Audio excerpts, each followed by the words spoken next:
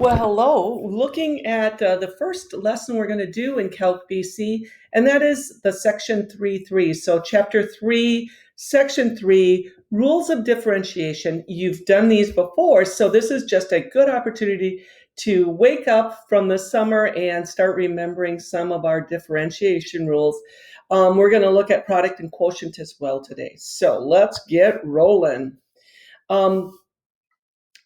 In the exercises 1 through 6, and there's just selected questions, there's a quick review. Do you recall how to work with these exponents? You should. I'm sure that it seems familiar. If I put these together and distributive property, I take x squared times an x to the -1, I'm going to be adding those exponents. So I'm going to get an x to the 2 plus -1, so I would get x to the first. And then distribute again, I get an x squared. Distribute again, I get minus x to the -1. And then -2 times 1 would give me -2. And so it says just write them as a sum of powers, which we basically have done. But let's organize it. I can extend the equal sign because all of these are equal on down the line, each statement that I'm making. And then I'd have an x squared plus an x minus a 2 over x minus 2. And that is kind of the preferred method that we have with the descending degree of the x variable there. Number 2, if I work with that -1, it is sort of like a distributive step. That -1 power belongs to the numerator as well as the denominator. So I'd have an x to the -1 over x squared plus 1 raised to the -1. So we know that that -1 power essentially shifts things from, if it was a numerator, it now becomes denominator, and the denominator rises to the top and becomes numerator. Some of you may have recognized and just said, oh, I'm just going to flip this fraction over, and that would achieve the same thing that we walked through with that intermediate step. Number 4, it is a division problem. We can see the fraction there. And we can reduce this down. And I tend to think of each term having that common denominator, and that's the way I proceed. Others maybe want to bring this up to the top and do a distributive. That's going to get a little tricky on this one because you're going to have that -1 power, but I really do prefer the method that I'm laying out because people tend to get it right more often. So then let's reduce what we have. X to the 4th over x squared, we take and subtract our exponents, so we're going to have 3x squared over 2, or you could call it 3/2 x squared. The 2 into the 2 divides into making 1. And then I have x cubed over x squared gives me just x. 4 divided by 2 is going to leave me a positive 2 over, into the picture there, over x squared. Okay? Hopefully these are swinging back in your memory. The next one, we have a lot of work to do. It isn't as simple as saying this goes to the bottom, this goes to the bottom. Why is that? Because there's a plus sign in between there. And that plus sign kind of messes with us. If we took and analyzed what this really is saying, I would have 2 fractions on top added together, along with a fraction on the bottom. Now, I could take and say I'm going to make like denominators and pull those 2 together. If you were thinking that path, go for it. I'm thinking I might have an advantage if I multiply by the reciprocal. So I'm going to try this method and see if that is a little bit faster for me to reduce this down. Need that squared there. And then I'm going to multiply by the reciprocal. And now I am going to do a distributive property into both of those. And where does that leave us? I'd end up with an x cubed over x. Most of you would have said, oh, I can see that's x squared. So if you don't want to write the intermediate step that I'm showing, I totally understand, because I probably would not have if I was not the teacher. So I get x squared plus x. All right. Couple more. I guess there was a couple more. Find the derivatives of these functions with respect to x. I want you to do that. Walk through it and do it. See what you come up with. You can hit pause and come right back. All right, welcome back. Hopefully you took a stab at this on your own. First one, I'm getting 0. Why? Because this is a number, right? Nobody fell for that and said it's pi to the negative 1, hopefully. B, f prime of x is equal to 2 pi? No, I think not. It's 0. Once again, that's just some number, right? So we know the derivative of a number is 0. And then finally, pi to the 15th is going to have a derivative of just 0. So all three of them ended up being 0. Notation. That was my next thing. As I was doing those problems, I thought, we need to mention that if you did not have this on the left side, it would get counted wrong because you need to have a statement, an equation, like a complete sentence in English. All right, number 10, find the derivatives of these functions with respect to x using the definition of the derivative, which really gets into the limit. And just a quick review from AB. Remember how the definition of a limit looked? It looked like f prime is equal to the limit as h goes to 0 of f of x plus h minus f of x divided by h. And so we have the change of y basically on top over the change of x, and we know that that is slope. So this analyzes a slope at a point because we allow for x plus h minus x, which really is coming off of our inputs, right? The difference of x2 minus x1, that cancels down to just h, or reduces down. And what that helps us out with is the fact that our denominator is going to 0. So the difference between, think about picture-wise, we had x first, and then x plus h second. If this difference, h, is driving to 0, well, then I have the situation where this point, and they aren't separated, unfortunately. What if I try and ungroup? Group, ungroup. There we go. Now we got two separate lines. If this point, x plus h, comes into x because h is getting down to nothing, we get the slope at the point x. And that's the beautiful thing about calculus. However, saying all that, we also learned a lot of shortcuts. So we're just going to drive forward and use the shortcut on this. So A, what do you think the derivative of this is? One thing that might help is to recognize that we have a coefficient multiplied by the variable, and that coefficient is 1 over pi. So the derivative of x, which has a power of 1, becomes just the coefficient 1 over pi. And B is slightly different, isn't it? I could rewrite this as pi times x to the negative 1. And now I can use my power rule that I learned oh so well last year.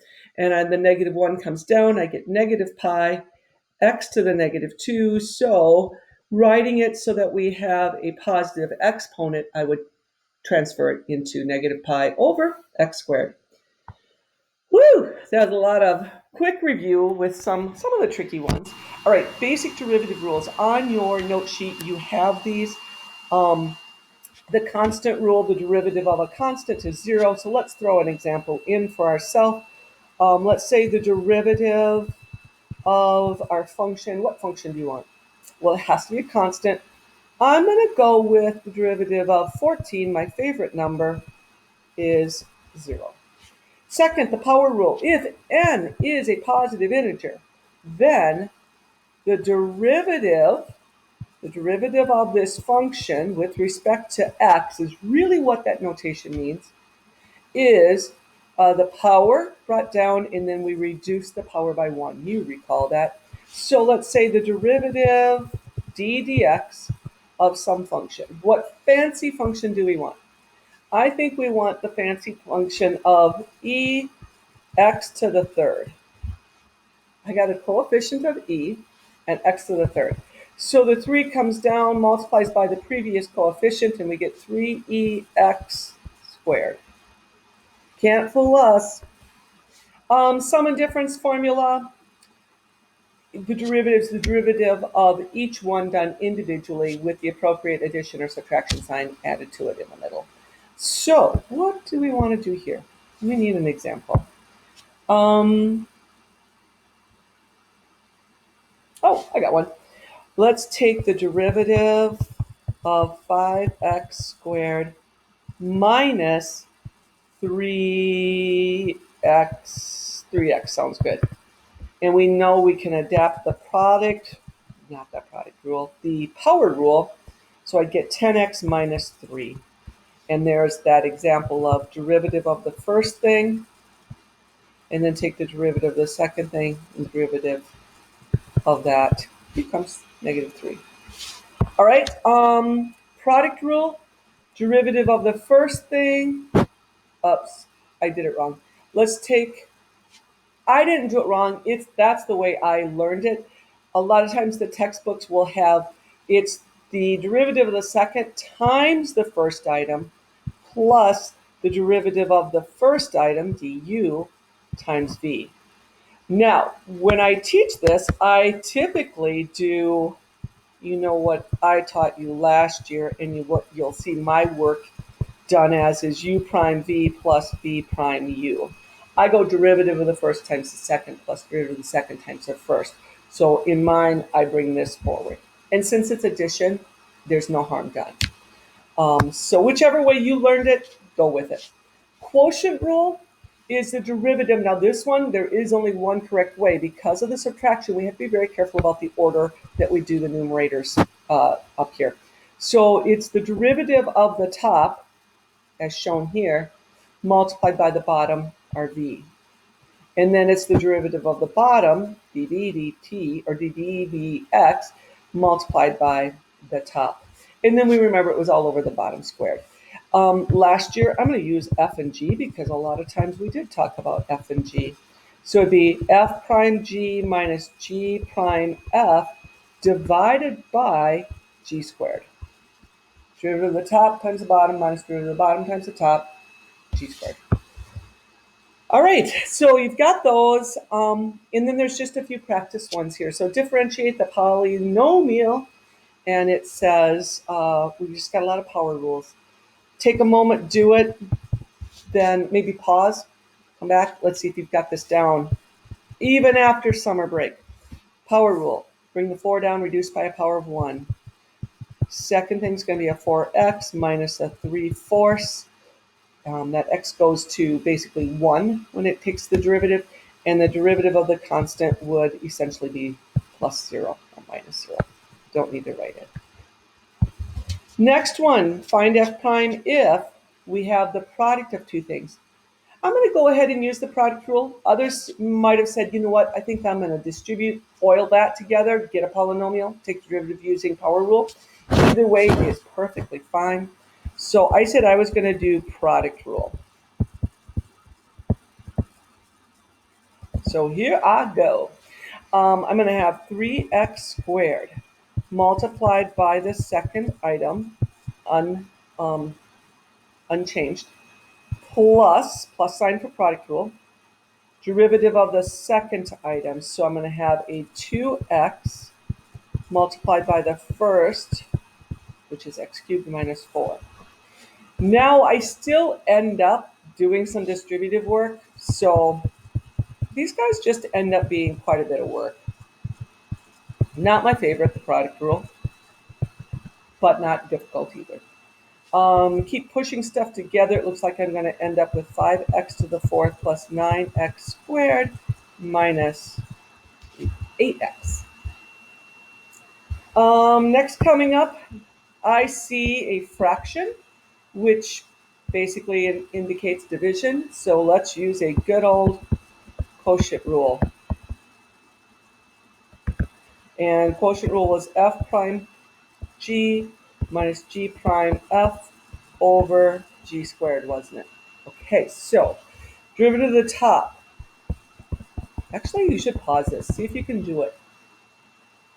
Coming back. 3x squared for our top times the bottom. Oops, I'll get it right.